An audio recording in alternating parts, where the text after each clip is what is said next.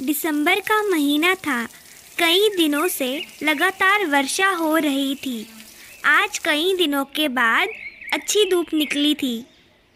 इतनी अच्छी धूप देखकर सभी पक्षी बहुत खुश हुए, क्योंकि जंगल में क्रिसमस का त्योहार आने वाला था। सभी पक्षियों को क्रिसमस की तैयारी करनी थी, लेकिन बारिश की वजह से वे नहीं कर पा रहे थे। अरे रज्जू आंटी, आप बड़े दिनों के बाद नजर आई आज। कहाँ होती हो आजकल आप? दिखाई ही नहीं देती। अरे बेटा, जाना कहाँ है? आजकल इतनी ठंड है, घर से निकलने का मन नहीं करता।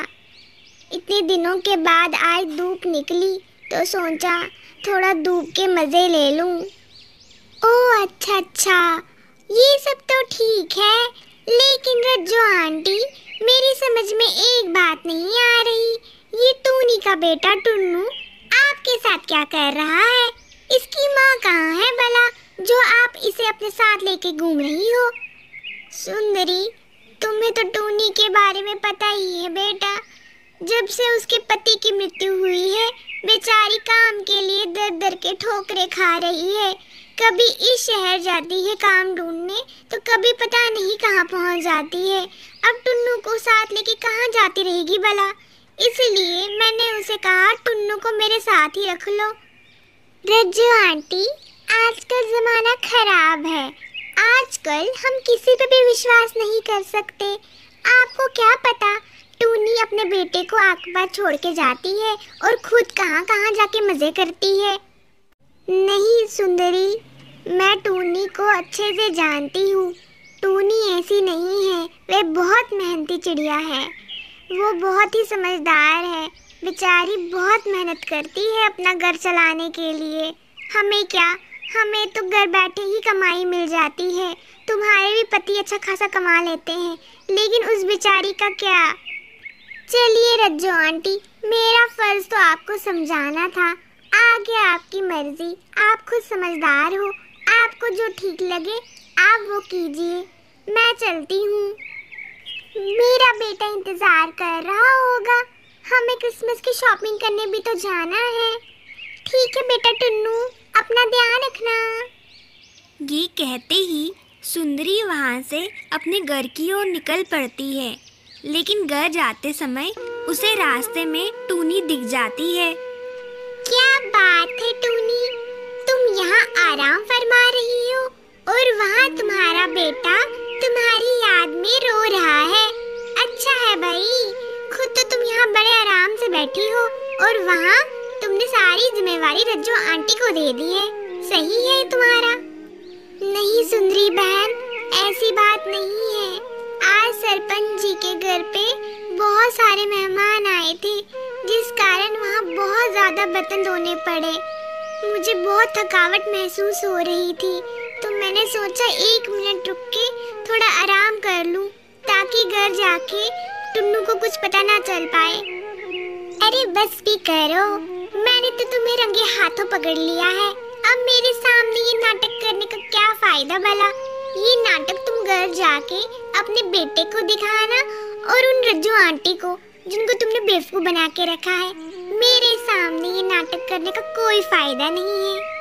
सुंदरी की ये सब बातें सुनकर टूनी बहुत दुखी हो जाती है, लेकिन वह उसे कुछ नहीं कहती और चुपचाप वहाँ से चली जाती है। अक्कड़ तो देखो भला, जैसे कोई महारानी हो, गवार कहीं की।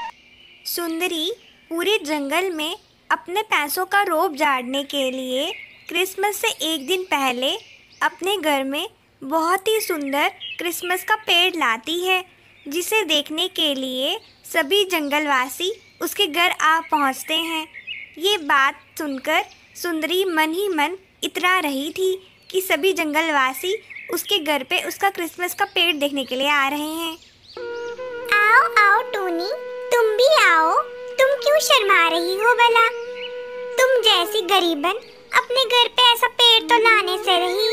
कम से कम मेरी वजह से तुम्हें ये मौका तो मिल रहा है कि तुम और तुम्हारा बेटा इतना सुंदर पेड़ देख सके। नहीं आंटी, आपको कोई गलतफहमी हुई है शायद।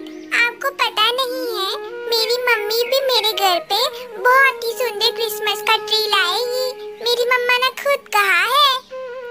बेटा, तुम्हारी मम्मी ने तुमसे झूठ कहा है। झूठी तुम्हारी मम्मी और झूठे हैं उनके प्रॉमिस। तुम्हारी मम्मी के पास तो रात के खाने के पैसे नहीं है। वो भला क्या तुम्हारे लिए क्रिसमस का ट्री लाएंगी?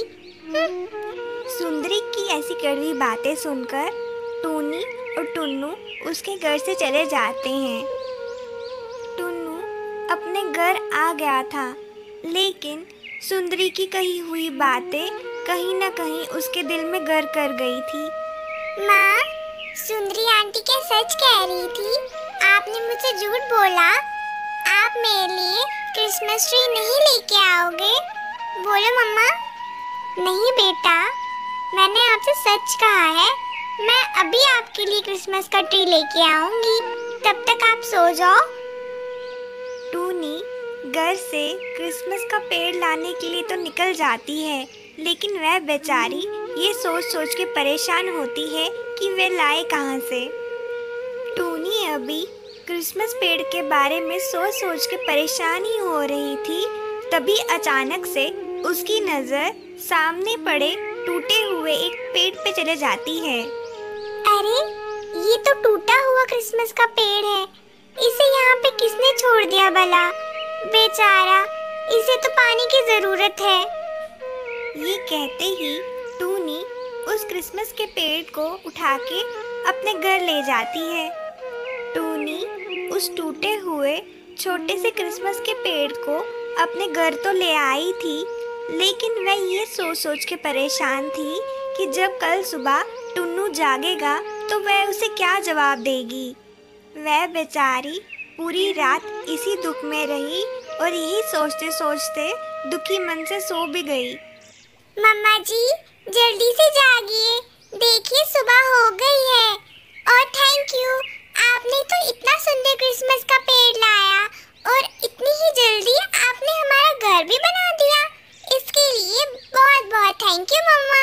आप दुनिया की सबसे बेस्ट मम्मा हो और आपने तो सच में अपना प्रॉमिस पूरा कर दिया।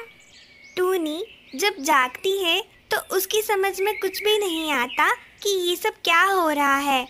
वह जल्दी से भाग के अपने घर के बाहर जाती है। हे मेरे भगवान, इतना बड़ा क्रिसमस का पेड़ ये कहाँ से आ गया? और इतना सुंदर, और हमारा घर ये तो इतना सुंदर हो गया है। ये मैं सपना तो नहीं देख रही हूँ। नहीं टूनी बेटा, ये सपना नहीं, ये सच है। तुम बहुत अच्छी चिड़िया हो। तुम्हारा दिल बहुत साफ है। कल रात को तुमने मेरी जान बचाई।